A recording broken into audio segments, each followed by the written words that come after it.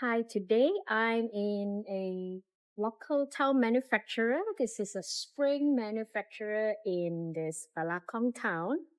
They have been here for approximately 40 years and it has been passed down to the second generation to run the business.